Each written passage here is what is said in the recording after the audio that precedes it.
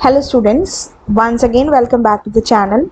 So we are back again with the new video of the continuation of the series of the PGT Computer Science exams, and this is the part 16 video in that series, in which we have started with the chapter list and we are at the functions of the list.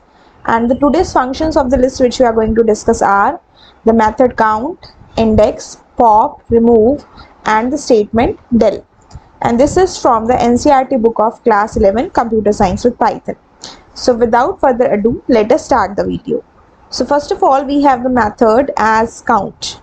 So what is the use of the count method? As the name suggests, count method क्या करता है, आपकी list में कोई भी element कितनी बार present है, it tells how many times that element has occurred in the list. That is the use of the count method. The name of the list here is list1, list1.count and that element which is there in the list. और अगर आप कोई भी ऐसा element डालते हैं जो list में नहीं है तो आपका आंसर 0 आएगा. अदरवाइज वो एलिमेंट आपकी लिस्ट में जितनी बार आया है that will be the answer.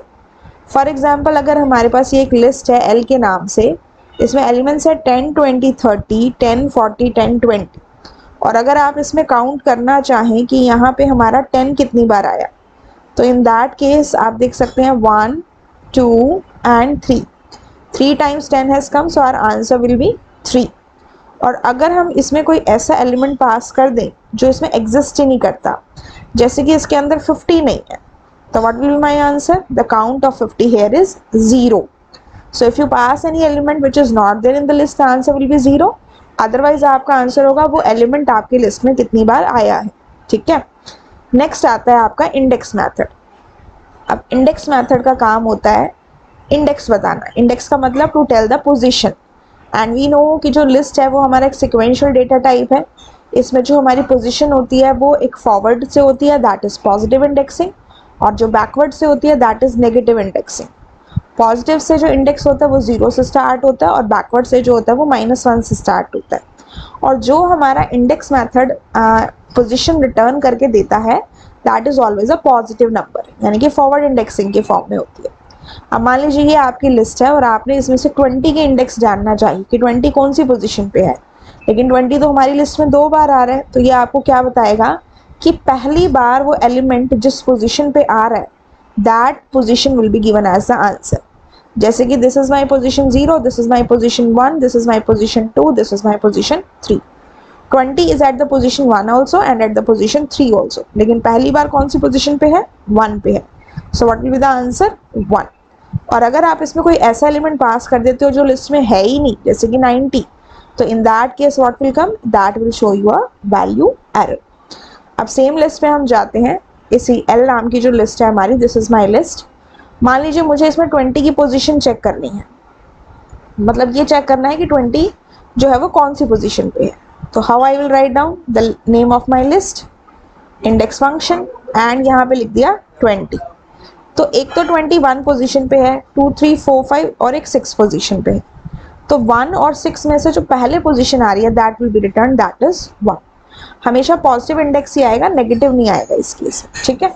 और अगर मैं यहाँ पे कोई ऐसा नंबर पास कर दूँ जो हमारी लिस्ट में एग्जिस्ट ही नहीं करता, फॉर एग्जाम्पल 80, सो उस केस में क्या होगा? It will show us value error, that is 80 not in the list. जो आप वैल्यू की इंडेक्स फाइंड आउट करने का कोशिश कर रहे हैं वो हमारी लिस्ट में है ही. ठीक है. Now the next function is the remove function. अब लिस्ट के अंदर से जब भी आपको एलिमेंट को रिमूव करना हो तो हमारे पास एक होता है रिमूव फंक्शन, एक होता है पॉप फंक्शन और एक डेल स्टेटमेंट होती है. रिमूव और पॉप फंक्शन या मेथड के नाम है, लेकिन डेल एक स्टेटमेंट है, वो फंक्शन नहीं. तो रिमूव मेथड क्या करता है? जो आप एलिमेंट पास करेंगे आर्ग्यूमेंट में, ये उस एलिमेंट को रिमूव कर देगा. अगर वो एलिमेंट आपकी लिस्ट में मल्टीपल टाइम्स प्रेजेंट है तो ऐसा नहीं है कि वो सारे रिमूव हो जाएंगे, सिर्फ पहली बार जहाँ पे जो आ रहा है, जो उसकी फर्स्ट अकरेंस है वो रिमूव होगी. और अगर एलिमेंट प्रेजेंट नहीं है तो उस केस में क्या होगा? वैल्यू एरर जनरेट होता है. तो इस केस में हमने क्या किया, जैसे कि देखो आपके पास ये लिस्ट 1 है, 10, 20, 30, 40, 50, 30. अब आप देखो यहाँ पे लिखा हुआ है लिस्ट 1 डॉट रिमूव 30, तो 30 इसमें 2 बार आ रहा है, 1 इज हियर, 1 इज हियर, तो है तो 2 बार. लेकिन जब हम इसे रिमूव फंक्शन लगा के लिस्ट को चेक करेंगे तो वो सिर्फ पहली बार जहाँ पे था वो रिमूव हुआ है, यहाँ से वो हट गया, और जो पीछे वाला 30 है नेक्स्ट अकरेंस जो है वो उसकी एज इट इज है, ठीक है। और अगर आपने कोई ऐसा एलिमेंट इसमें पास किया जो आपकी लिस्ट में है ही नहीं, जैसे कि 90, तो उस केस में आपको क्या शो करेगा, वैल्यू एरर। फॉर एग्जाम्पल ये हमारी जो लिस्ट है इसी की बात करते हैं, this is my list L, ठीक है। अब इसमें 10 जो है वो 3 टाइम्स है, 1 2 एंड 3। हम क्या कहेंगे, एल डॉट रिमूव, और हमने कह दिया 10, ठीक है, 3 टाइम्स आ रहे हैं। तो जब यहाँ से आप एल को चेक करोगे क्या होगा, पहली बार जहाँ पे 10 आया दैट हैज बीन रिमूव, बाकी सब जो 10 थे, दिस 10 एंड दिस 10, वो अपने प्लेसेस पे ऑलरेडी हैं, ठीक है। और अगर मैं यहाँ पे कोई ऐसा एलिमेंट पास कर दूं जो मेरी लिस्ट में है ही नहीं, still I am trying to remove it, suppose I take 70, then again it will show me what, value error, जैसे कि ऊपर वाले में शो किया था कि अगर आप कोई ऐसे एलिमेंट, किसी ऐसे वैल्यू के इंडेक्स फाइंड आउट करने की कोशिश कर रहे हैं जो लिस्ट में ही नहीं है, then also value error will come. या आप किसी ऐसे एलिमेंट को रिमूव करने का ट्राई कर रहे हैं जो लिस्ट में ही नहीं है, then also value error will come, ठीक है। So this is how we have to make use of the remove function.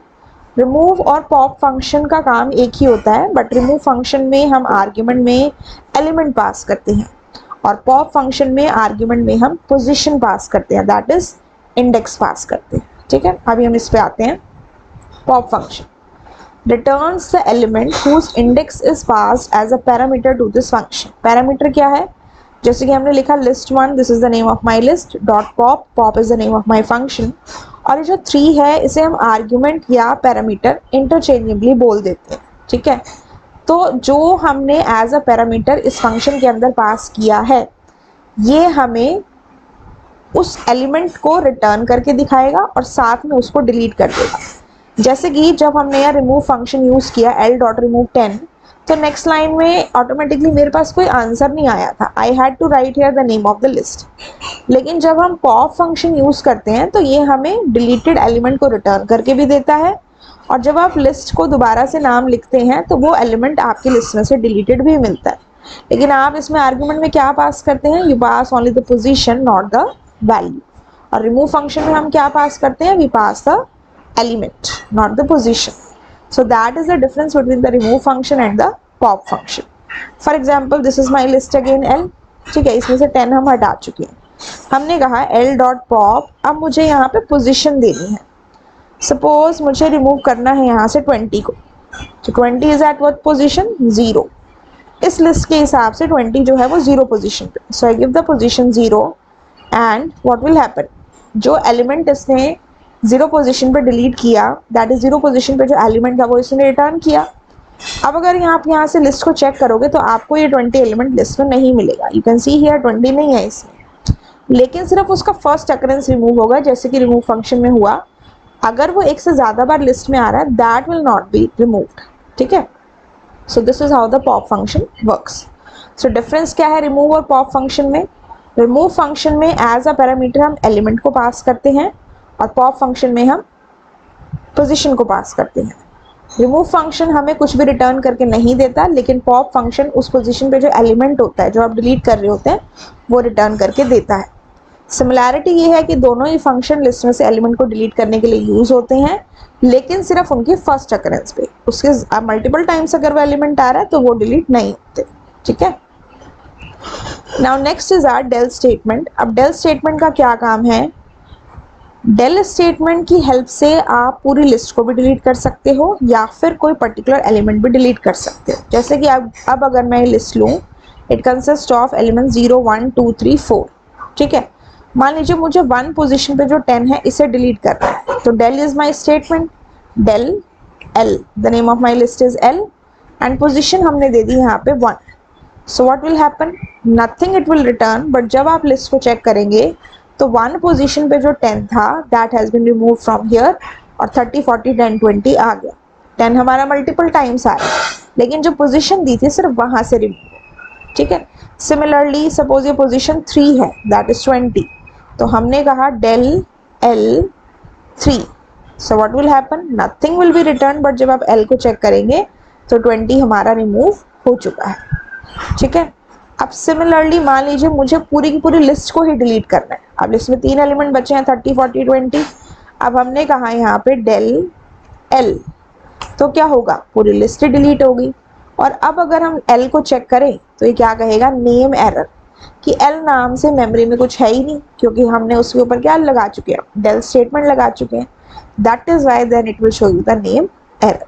ठीक है, so this was all about the today's topic, that is the functions जो हमें discuss करने थे। Part 16 count function हमने discuss किया, index function, remove function, pop function and del statement. I hope students these all the functions of the list which we have discussed in the part 16 are clear to all of you. Next part 17 में हम ये वाले functions को discuss करेंगे। So till then what you can do is you can practice the backside exercises। आगे आने वाली video में हम उन्हें भी डिस्कस करेंगे। Till then आप ये कर सकते हैं, जैसे कि हम स्लाइसिंग कॉन्केटिनेशन पे टॉपिक कर चुके हैं, तो आप उस एक्सरसाइज को प्रैक्टिस कर सकते हैं। And then you can verify your answers. जब हम उस वीडियो पे काम करेंगे या वो क्वेश्चंस को डिस्कस करेंगे, तब आप अपने आंसर्स को वेरीफाई भी कर सकते हैं। ठीक है, और क्या होता है कि जब भी हम किसी भी टॉपिक को पढ़ते हैं तो पढ़ने से ज़्यादा उससे रिलेटेड क्वेश्चंस को करने से सारी चीज़ें ध्यान में रहती हैं। ठीक है, सो आई वुड सजेस्ट कि आप जो भी टॉपिक करें उससे रिलेटेड कम से कम 4 से 5 क्वेश्चन आप करके देखें, सो दैट द थिंग और the concept gets into your mind properly. ठीक है, I hope students the concepts discussed today are clear to all of you. In case still any doubt is there, you can ask me in the comment section and provide your feedback also. So I'll meet you in my next video. If you find this video helpful, you can like it, share it and subscribe the channel for more such updates. Till then, have a good day and thank you so much.